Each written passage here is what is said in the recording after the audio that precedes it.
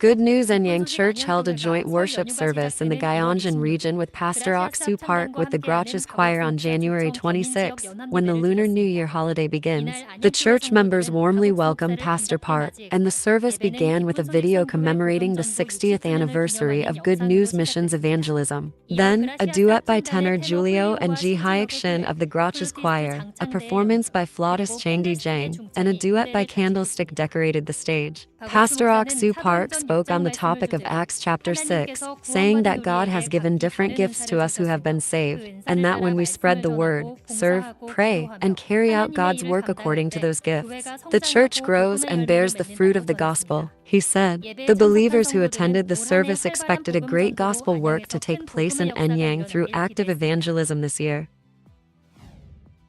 On 27th, the Lunar New Year holiday, Good News Gumi Church held a joint worship service in Daegu, Gyeongsangbuk-do region. It was held with invitation of Pastor Ok Park and attended by relatives and acquaintances called by believers to celebrate the Lunar New Year holiday. Pastor Kim Ki-seong of Busan testified, if we learn from the pastor's mindset of going against circumstances, we will become bigger missionary church than we are now. And there was a performance by Grotches Choir. Pastor Ok Park preached Hebrews 10:10 and preached that we have been sanctified through Christ.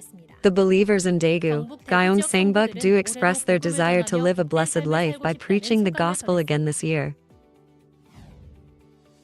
Eswatini Good News Manzini Church held a service and New Year's retreat commemorating the 10th anniversary of its mission from January 24th to 26th. 500 public officials, with Chairman of King's Advisory Committee, who delivered a congratulatory speech recalling his relationship with the mission, and Secretary General of National Assembly, attended, and former Deputy Prime Minister Payal Damini. Pastor Tae-wook Kang testified of the construction of Eswatini Mission Center, and Pastor Jin Soo-kim preached under title, The Heart Can Breathe. More programs and performances were added, making it a meaningful time to share hope and joy.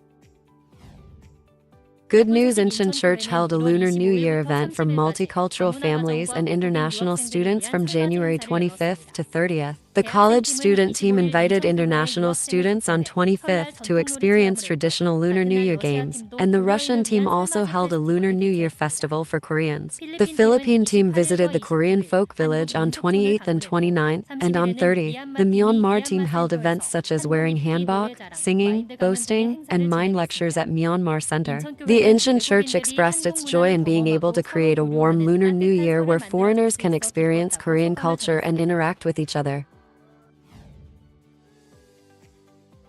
Good News Ansan Church held a winter camp with Sakhalin neighbors at Forest Chuan in Hongseong, Gangwon-do on January 23rd and 24th. Sakhalin neighbors enjoyed the scenery of the snow-covered forest and participated in many programs, with experiential, dance performances, and talent shows. Camp teachers directly preached the gospel to attendees. Ansan Church announced that it has received a lot of requests for events from Sakhalin neighbors and plans to conduct various programs to spread the gospel to them.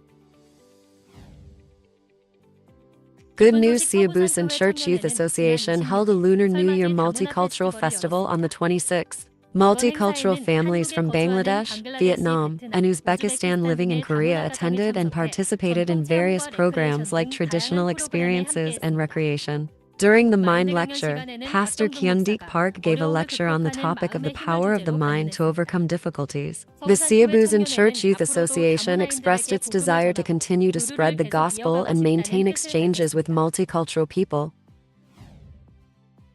Good News Jekian Church Youth Association held an Enjoy Korea event to invite international students to celebrate the Lunar New Year holiday on January 26.